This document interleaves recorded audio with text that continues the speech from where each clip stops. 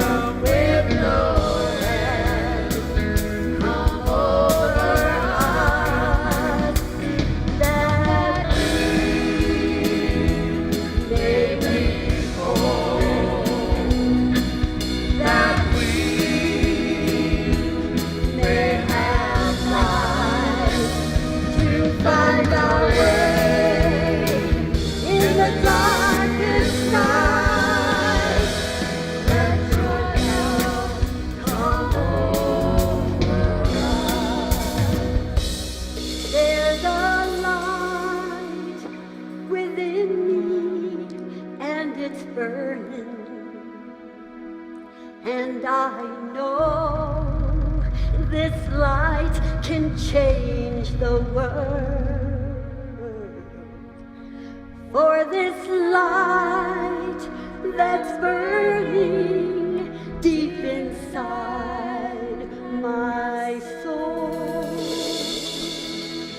comes from God living in me.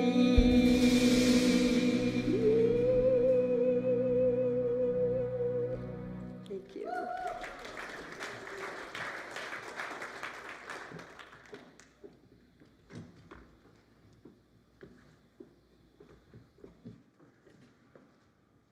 Is there a pulpit anyplace? Oh, there's one.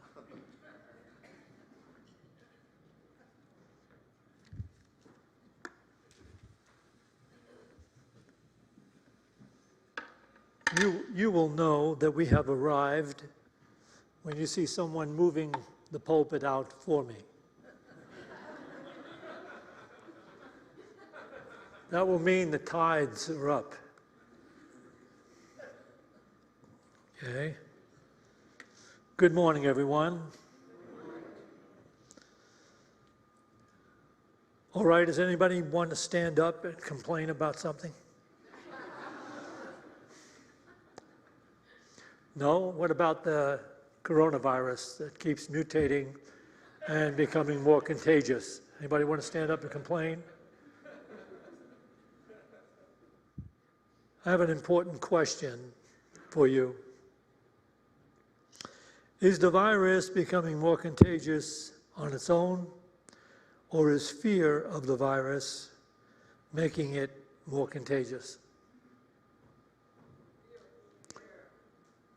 Fear? Okay.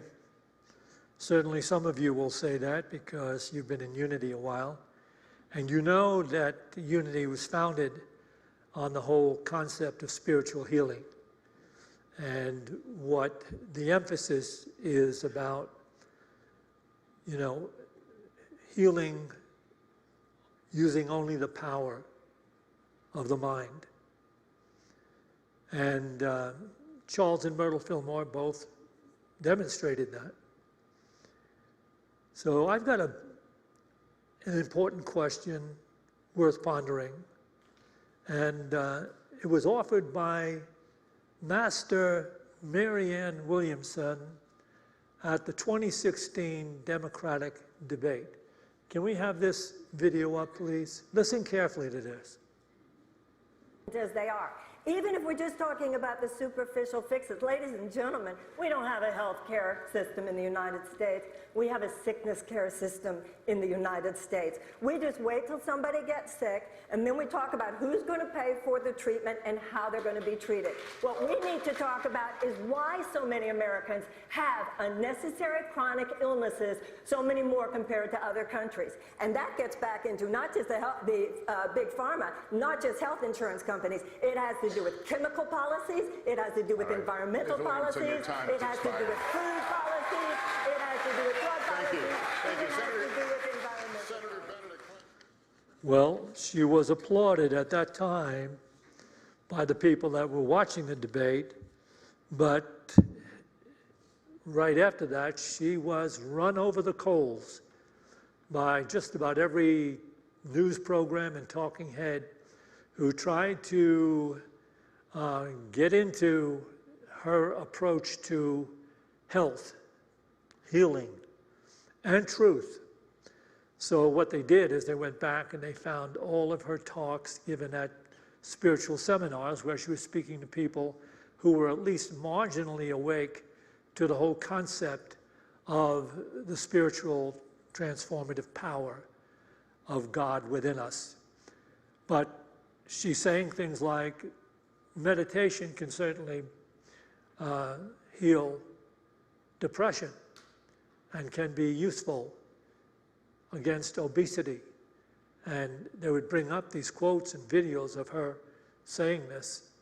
And they just maligned her for saying that, as though the only real cure has to do with medicines or operations and physical stuff that doctors do and the entire medical society does. So they brought her down efficiently enough so that she actually got to a place where she couldn't even attend the third debate the Democrats had. But she was the only one among them who was speaking the pristine truth. She's saying, we don't have a health care system. We're not involved in trying to help people remain healthy, become healthy. We have a sick care system. And it's almost as though these huge multinational corporations that create pharmaceuticals for sickness, that they have their sway over the thinking of the people. And so she was denounced, and she lost her bid for the candidacy for the Democrats. We actually don't need any surveys anymore to recognize that the majority of Americans are sick with something or other, some illness, some suffering, some pain. Because all we have to do is listen to the news, and it's forever announcing that there are so many people, addicted to opiates, trying to get rid of the pain they suffer, and so many people addicted to drugs and alcohol. It's astronomical. And so many people, the amount of really acceptable drugs, medical drugs that people take in this country are beyond astronomical. So you just have to look at, just look at the commercials on television. Every single commercial, just about, is some new medical thing that they're giving people, that people should pick up or buy or get their doctor to order. And so we know, we should know, but it doesn't seem like we do. We should know that something is wrong, seriously wrong, with the foundation of the collective consciousness in America. We should know that. We should have recognized that. And it appears to us, if we're even marginally awake, that what's taking place has to do with making money on the limited concept or consciousness that people are suffering from, that it's more important to make money from it than to try to really seriously find a way to cure it, or at least alleviate some of the suffering that so many people are going through. After stating the truth, Marianne Williamson was ostracized. She doesn't remain ostracized. She's a master. So she does her beautiful spiritual work and helps people get in touch with what's truly at the core of healing. What is at the core of healing has to do with, first and foremost, healing the mind. So that from that perspective, one's physical outpicturing, which comes from the mind, can enter a state of harmony, healing, and peace. And this is the truth of what in the New Age we are all striving for. So let's review our health crisis by reviewing a crude analogy involving fish.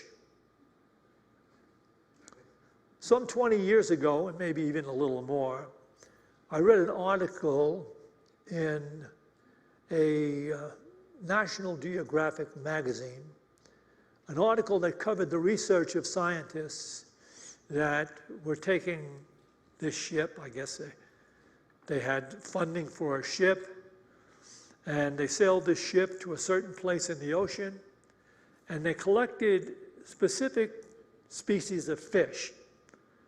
and they put them in these huge aquariums on the deck of the ship.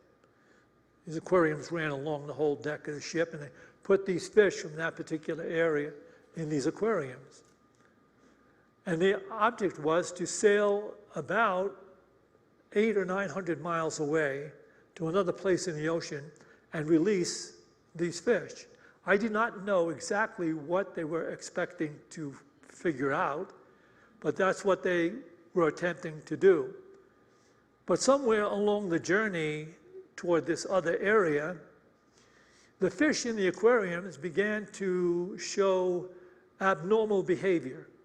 They began to list on their sides and not swim straight. And some of them, kept bouncing toward the bottom of the aquarium. And some of them actually just died and floated to the top. And so the scientists had to do an intensive investigation as to what was going on. And after they did this research, they discovered that the fish were seasick. This is the truth. The fish were seasick from the chopping of the ship going across the ocean. The fish got sick, just as some human beings get seasick because of the chopping and the flowing back and forth of a ship on the ocean. The reason why the fish got sick is because they could no longer swim to the bottom where it's calm. Whenever the ocean is turbulent, no matter how turbulent it gets, the fish simply go lower where it's absolutely calm and at peace, and they never get sick. But because they were in these aquariums and there was no place to go, they became seasick. And while this is a crude analogy, it's really an excellent analogy for the human dilemma and the sickness that we human beings suffer continually. Because we, for the most part, live on the surface. We live on the surface of life. We live in the surface awareness of life. So we are tossed to and fro every day by the changing tides of circumstance. When you talk to most people, and even some of the people that are in Unity and been here for a while, about what constitutes a good day, they will actually try to express to you good circumstances. They will reveal that they believe that the circumstances of the day will determine whether it was a good day or a bad day, whether they feel good about it or they don't feel good about it. And that's completely in the limited surface awareness of the thinking world.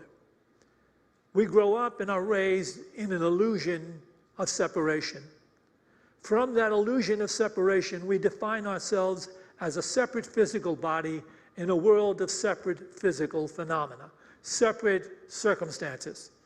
And we respond to circumstances in relationship to what it is we would prefer, desire, want, or demand. And when the conditions are not going according to our expectations and our desires, we're not happy. We're downcast. And in many cases, we become depressed or anxious. And if we do that enough, what happens is we start to carry physical limitations with us because the mind is not at peace. The mind has not found the truth of itself, that it is first spiritual in essence, and first and foremost spiritual in essence. But we start in our lives on this planet in a physical body, and we are, in a sense, cut off from the awareness of the divine intelligence that actually gives us life. And it is that divine intelligence that can make us whole. It is that divine intelligence, if we align our mind with it, can guide us in living more effectively, harmoniously, beautifully, joyfully, and a very healthy life. But most people don't embrace that. And they don't embrace it, many of them, until they've reached a place of absolute desperation in their lives. Maybe it's a physical ailment or something that brings them down. But if you understand what I'm saying, then you understand what the masters of life have been saying down through the ages. They're saying we're not dropped off in this world, separate from any help or intelligence that could help. That's not the way it is. For some reason, sometimes they speak about, the alienation of our initial consciousness.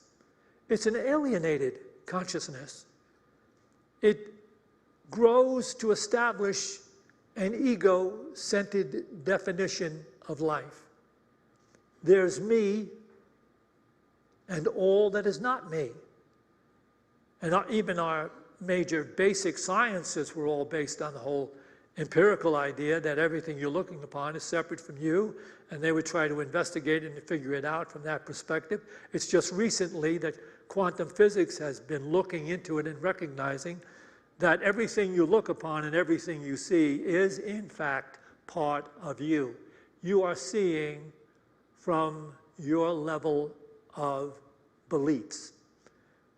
And so what you strongly believe colors how you see people, conditions, circumstances, and what causes you not to feel good, not to feel God.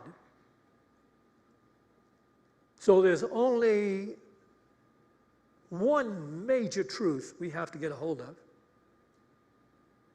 and that is how to feel good. Because if we feel good, and I'm not talking about fleeting circumstances where circumstances actually do go along with your personal desires and dictates. I'm talking about entering into a state of consciousness in which you recognize your sacred relationship with everything that lives. You live in a sacred awareness that holds you above circumstances and gives you the ability to flow over circumstances and beyond the seeming difficult, the problematic, and even the impossible. Do you believe in what I am saying? Because if you're simply sitting here and you're not picking up on these truths, then you're simply taking up space. I used to have a fourth grade teacher that used that expression. I haven't heard it in a long time. In fact, I haven't heard it before. I haven't heard it since the fourth grade, and I just said it just now. So it had an effect. She would say, William, that used to be my name. William, are you getting any of this? Or are you just taking up space? And so this is our human dilemma. And I'll tell you what exacerbates it. The fact is that if you and I continue to live in the illusionary, ego-centered idea of being a body-mind in a world of separate phenomena, it actually generates fear upon fear upon fear. Because we're forever attempting to figure out how to avoid the difficult, the problematic, the terrible, the suffering, the pain. We're always trying to figure that out so that we can insulate ourselves against it and create defenses. And that's why we buy insurance for everything. Imagine it, a society that just keeps buying insurance for everything. Are you really insured? Are you really safe? So think about how the society develops from that illusionary definition of life. It actually is vulnerable to all manner of fear. And if you were to take some time to examine your own life, you will see that so much of what you do is motivated by fear, worry, doubt, confusion. And so that disease itself is vulnerable. It comes to you because you live in a state of concern or fear. And believe me, there are plenty of huge corporations that want to keep you fearing. That's why they do commercials on television, to show you things that should make you afraid, so they can keep selling their products to us. It's unfortunate that what has taken place over time, that money has actually become more important than God, more important than insight, understanding, awareness, joy of living, peace, truth, goodness. It has kind of diminished because our awareness is so focused on the illusion that if I do get enough money, I actually will be able to assuage all these limitations and problems that people have. It's not true. If you're awake enough, you'd see it's not true. You'd see people that have all the money they could ever burn in their lifetime and still having massive problems and difficulties. So where can we go to find life, truly worth living?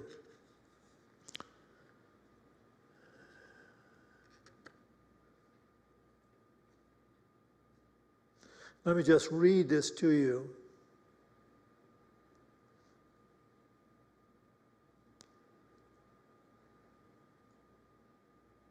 People do not, actually the majority of people, do not realize they are first and always spiritual, not strictly physical beings. They don't have communion with the inner, deeper being through daily periods of prayer and meditation and peaceful communication. They do not commune with the oversoul of creation. They do not ask the question, how do you wind up with a heart that beats and breath that gives you life?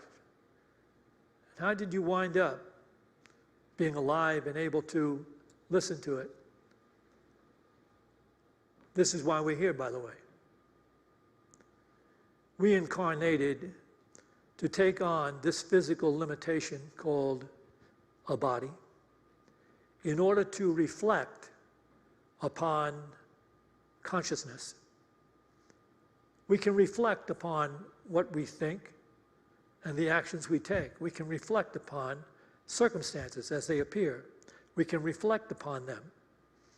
And in reflecting, we can improve our way of living, our projections of life, our physical experience. We can do that through reflecting, and not only that, but we reflect in order to increase the awareness of the soul. So whether you don't get anything else from this talk, you should know that we are here to grow and continually grow until we come to that place where we begin to recognize and honor the fact that we are eternal beings going through a human experience, and there are so many other experiences to go through. And so A Course in Miracles becomes absolutely relevant, perfectly relevant. Can we have this first? You can read this in the A Course in Miracles text, the old text, page 203, paragraph 1, in the new edition, paragraph 218. Miracles are merely the translation of denial into truth. If to love oneself is to heal oneself, those who are sick do not love themselves. Therefore, they are asking for the love that would heal them, but which they are denying to themselves. If they knew the truth about themselves, they could not be sick. The task of the miracle worker thus becomes to deny the denial of truth. The sick must heal themselves, for the truth is in them. Yet having obscured it, the light in another mind must shine into theirs, because that light is theirs. The light in them shines as brightly, regardless of the density of the fog that obscures it.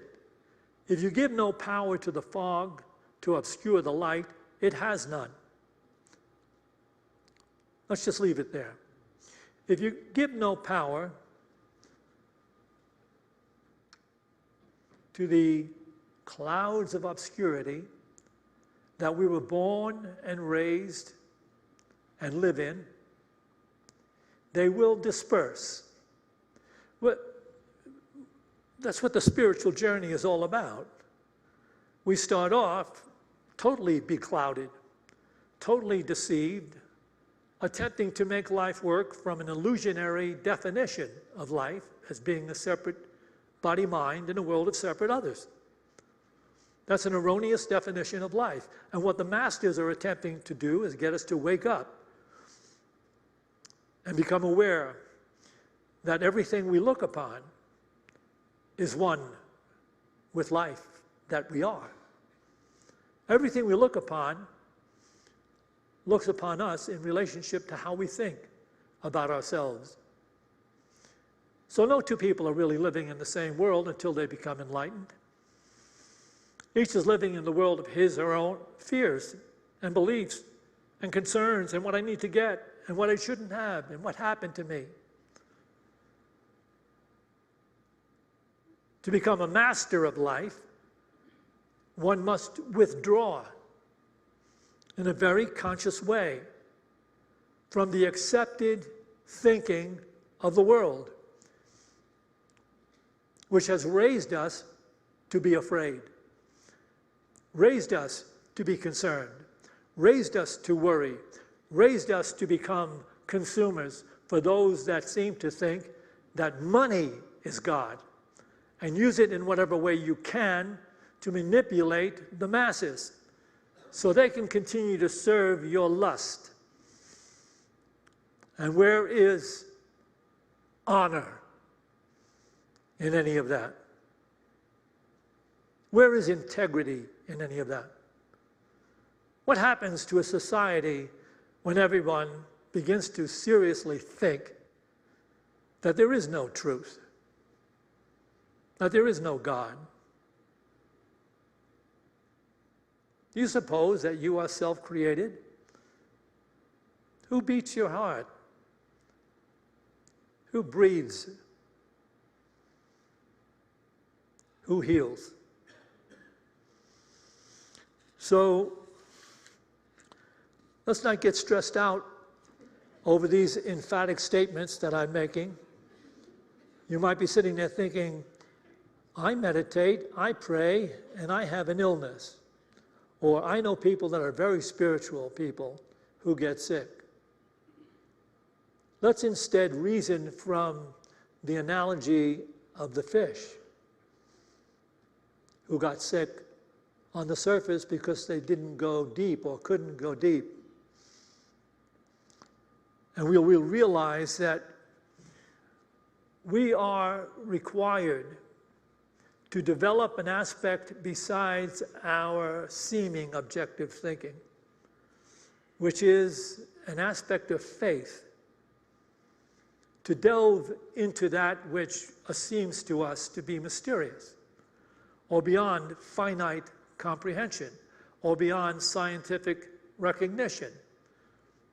At some point, we need to withdraw from the thinking of the world and enter into a faithful relationship by seeking to know what is truly valuable, what truly heals.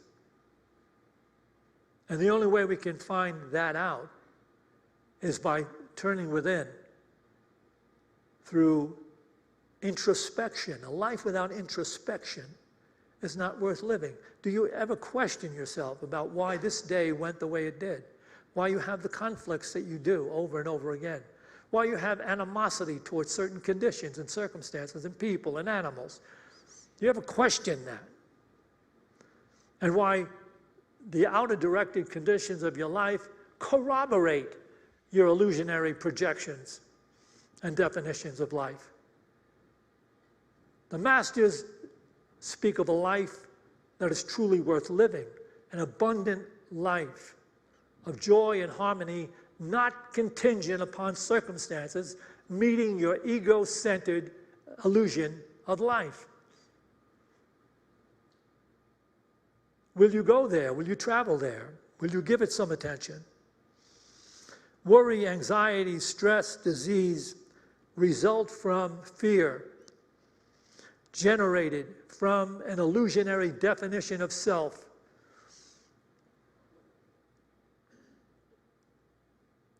And so that is why A Course in Miracles will say it this way. Here we have this next Course in Miracles text, old one 4:15, the new one 4:45. This is A Course in Miracles. As such, the laws of healing must be understood before the purpose of the Course can be accomplished. All sickness comes from separation. When the separation is denied, it goes. For it's gone as soon as the idea that brought it has been healed and been replaced by sanity. Sickness and sin are seen as consequence and cause in a relationship kept hidden from awareness, that it may be carefully preserved from reason's light. In an awareness that it may be carefully preserved from reason's light. Okay, sickness and sin are consequences, sickness, and sin, cause. What is the cause? The sin has already been spoken about. The illusion that I am a separate body-mind in a world of separate others, a world of separate phenomena. Therefore, it becomes possible for me to entertain loveless thoughts and commit loveless acts in the illusionary awareness that they have nothing to do with what will happen to me or my life. Nothing could be more incorrect. Every loveless thought and every loveless act will be met in kind somewhere in your experience. And so if you don't want to be meeting limited negative experience, then you have to take to task your own awareness. You can't let loveless thoughts, loveless acts proceed from you, because that is a confession of your illusionary definition of self being strictly a body, mind, in a world of separate phenomena. What happens to us when we start to seek within to know the truth that will make us free of the suffering the entire world embraces? What happens to us is that we awaken. We awaken and recognize. Imagine when you wake up tomorrow morning and you recognize that everything you see is sacred. Every person is sacred, part of God and part of a plan for life that calls everything to arrive in the new heaven and the new earth of sacred consciousness in which we bless, we have compassion, we bestow peace, we serve without concern, we love, as the Master of Life said, to love one another, as I have loved you. Do you believe in the possibility of what I'm saying? Because if you don't, I mean, if you're sitting here and you're not believing this, or you really have some real doubts about it, then that's okay. Because only you can decide to take a journey of faith. No one else can do it for you. You can go to Tibet, you can go find yourself the biggest most important guru that ever walked the earth, and he's going to say to you exactly what I'm saying to you right now. So let us look at this, because here's the truth again being related by the Course in Miracles. Let's take a look at this. This is the old text, page 206. The new one, I don't know. Salvation is for the mind. Salvation is for the mind, and it is attained through peace. This is the only thing that can be saved and the only way to save it. Any response other than love arises from a confusion about the what and the how of salvation. And this is the only answer. Never lose sight of this, and never allow yourself to believe, even for an instant, that there is another answer. Perceive in sickness but another call for love, and offer your brothers and sisters what he believes he cannot offer himself or herself. Whatever the sickness, there is but one remedy. You will be made whole as you make whole. For to perceive in sickness the appeal for health is to recognize in hatred the call for love. And to give a brother or sister what he or she really wants is to offer it to yourself. For your Father wills you to know your brother, your sister, as yourself. Answer his call for love, and yours is answered. Bottom line, don't take anything else away if you don't have to, but do take this with you. There really is a God. That's it. If you don't get anything else out of this, don't leave that alone. There really is a God. And that God, nature, awareness, and wisdom beyond that of any finite thinking human being, is that you will come to a life so grand you never could have expected it, if you will embrace the truth that God speaks. I am in you. You are in me. I am the truth, the life, and the love that will make you free.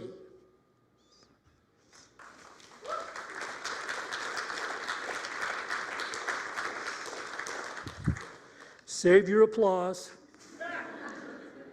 Just put a lot of money in the offering.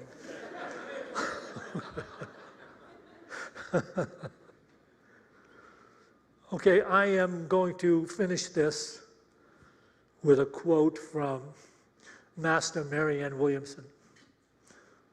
Indeed, a master. And then we're going to have a meditation. From her amazing bestseller, Return to Love, by Marianne Williamson, it is written that God is love and the source of all good. If God is the source of all good, then the love within us is the source of all good. When we love, we are automatically placing ourselves within an attitudinal and behavioral context that leads to an unfoldment of events at the highest level of good for everyone involved. We don't always know what the unfoldment will look like, but we don't always need to. God will do his part if we do ours. Our only job in every situation is to merely let go of our resistance to love. Isn't that amazing? Can you imagine? There are actually fully blown masters living this amazing truth. God will do his part if we do ours. Our only job in every situation is to merely let go of our resistance to love. So let's take a few moments, take a couple of deep breaths. Let's have a meditation together.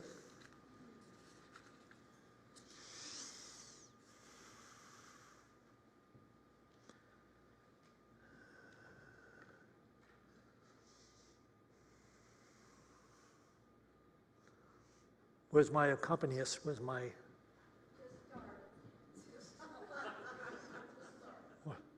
What did you do, tie him up? Okay. That's okay. No, what you should say is, I was so mesmerized by the talk, I forgot to come out. I was so mesmerized by the talk. Okay.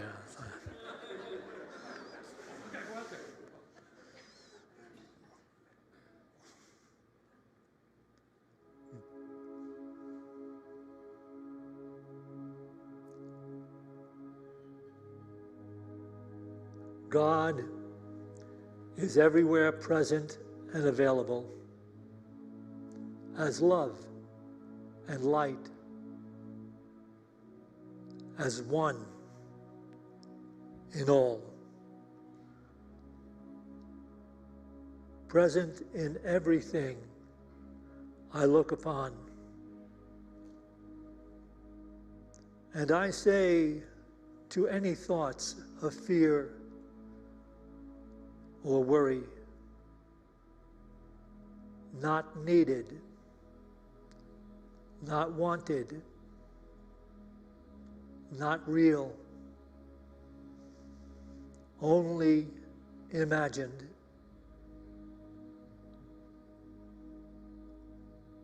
I say to any thought of fear or worry, not needed, not wanted, not real, only imagined.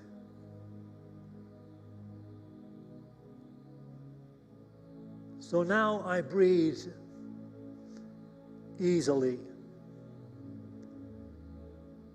visualizing my body as a perfect network of many life forms interconnected.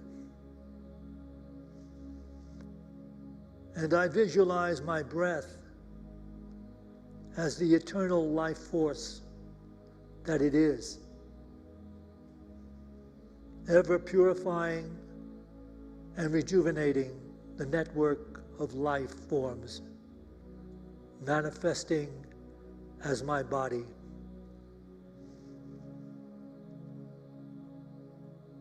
So now I breathe easily, visualizing my body as a perfect network of many life forms interconnected. I visualize my breath as the eternal life force that is ever purifying and regenerating the network of life forms manifesting as my body.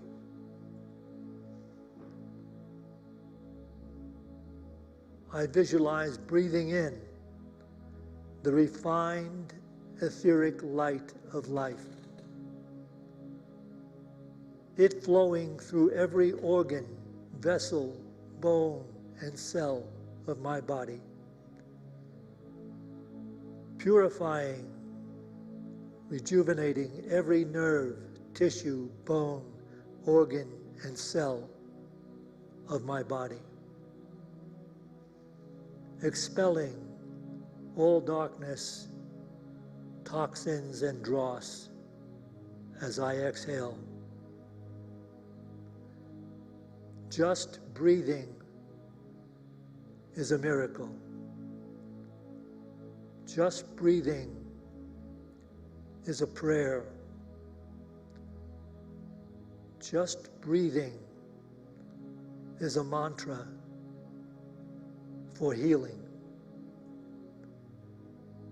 Breathing in the refined etheric light of life,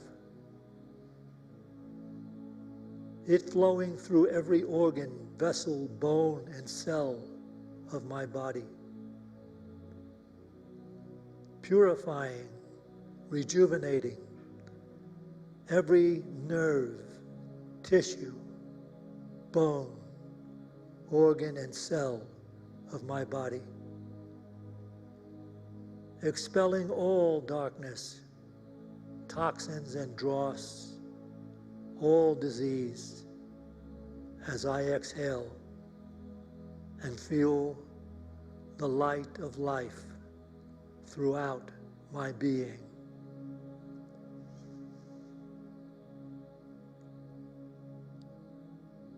Just breathing is a miracle, a prayer, a mantra,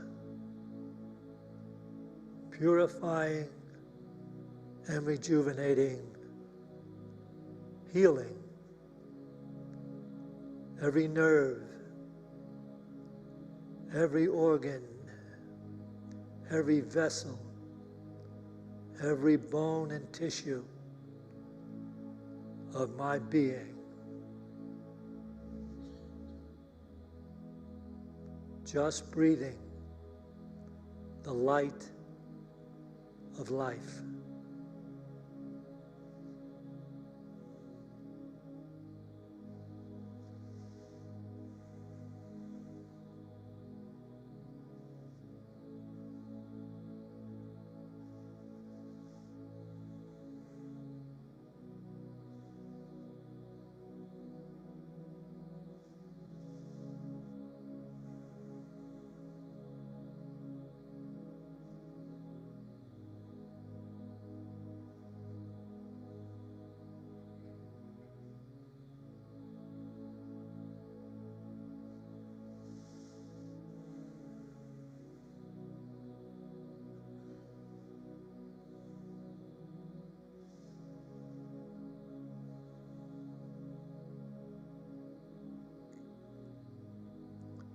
Breathing in the refined etheric light of life, it flowing through every organ, vessel, bone, and cell of my body,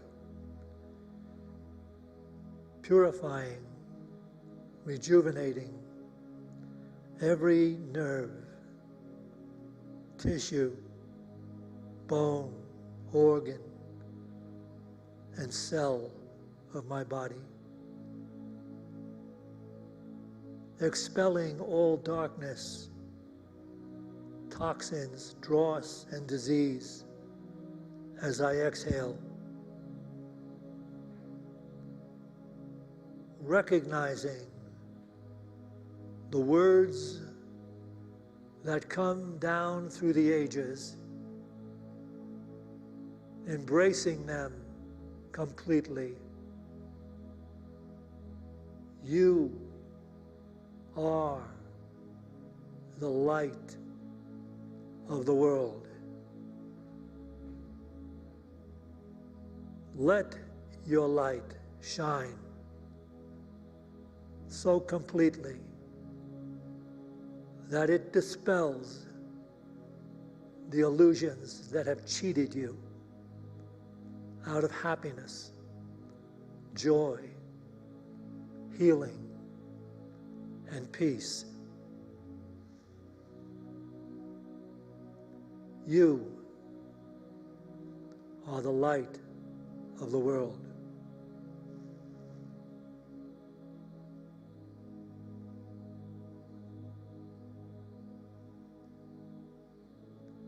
As we go forth now from this meditation to those places we occupy in time and space,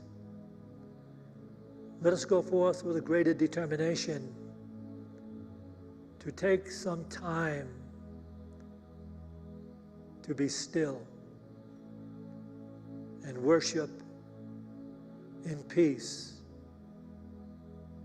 the presence that is always there. And for this opportunity in every moment, we give thanks in your divine presence and name, the living Christ. To this we say, Amen.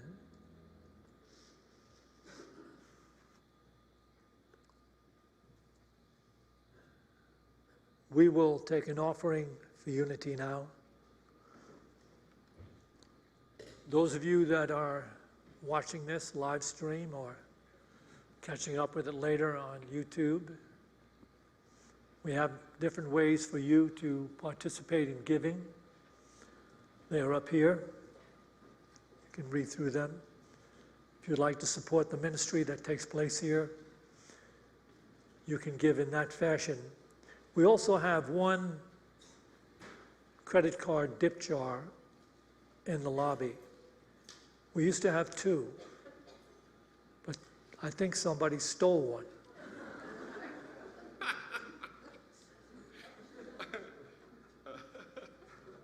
When we find out who it was,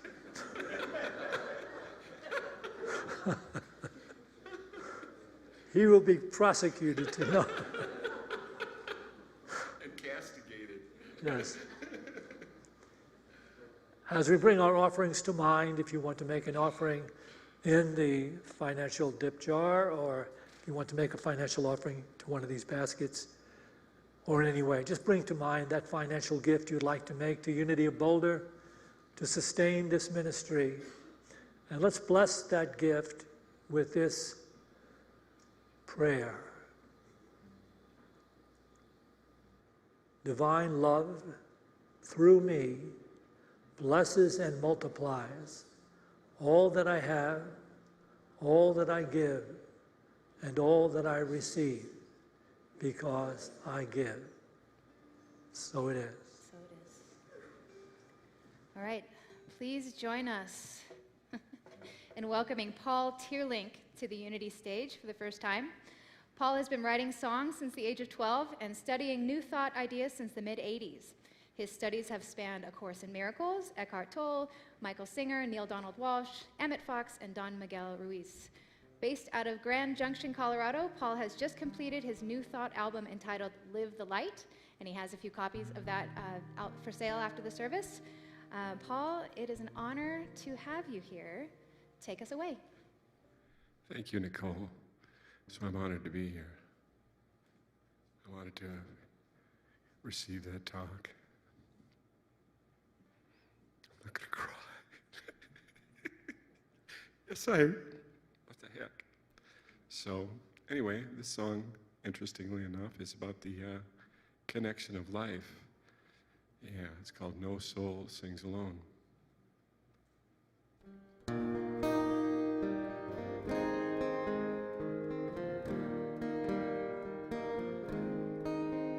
There's turquoise sparkling in a summer sky, and emeralds dancing in a kitten's eyes.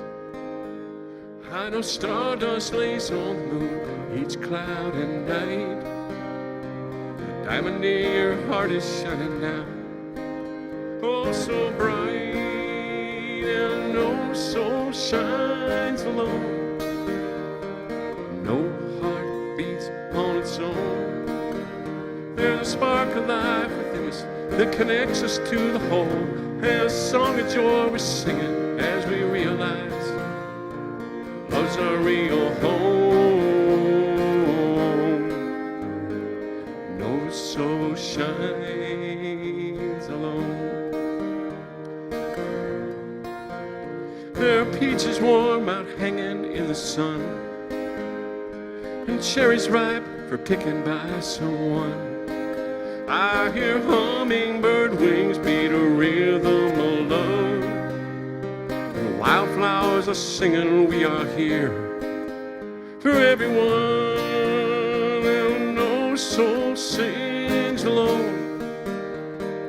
No heart beats on its own. There's a spark of life within us that connects us at the whole, and a song of joy we're singing as we realize love's our real home. No soul sings alone. The rivers kiss the mountains, and the meadows feed the birds, and your laughter, I am certain, is the sweetest sound I've ever heard. There's a gentle breeze blowing through your hair, and the smell of summer rain fills up the air. I love days we dance in the rain and laugh with no care. And when I look into my heart, you're always dancing there, and no soul sings alone. No heart beats on its own. There's a spark of life within us that connects us at the soul, and a song of joy we're singing as we realize love's a real home. No soul sings alone. The rivers kiss the mountains, and the meadows feed the birds, and your laughter, I am certain, is the sweetest sound I've ever heard. And no soul sings alone.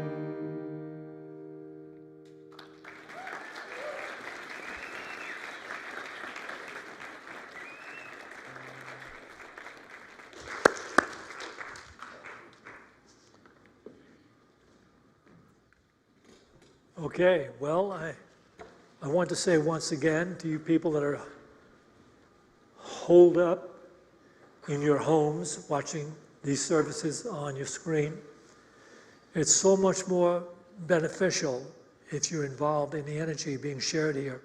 And we certainly would love to have your energy here sharing with us. So see if you can find your way into this beautiful sanctuary again physically so we can fully share and rejoice in the truth that makes us free. All right, we're going to sing our closing benediction. Where'd Norma go? Oh, you're going to sing. Do you have, Where's everybody? Everybody? Oh, there she is. All right. I release oh, and I let go. I let the Spirit run my life, and my heart is open wide. Yes, I'm only here for God. No more struggle, no more strife. With my faith I see the light. I am free in the Spirit. Yes, I'm only here for God. I release and I let go. I let the Spirit run my life, and my heart is open wide. Yes, I'm only here for God. No more struggle, no more strife. With my faith I see the light. I am free in the Spirit. Yes, I'm only here for God. I release and I let go. I let the Spirit run my life,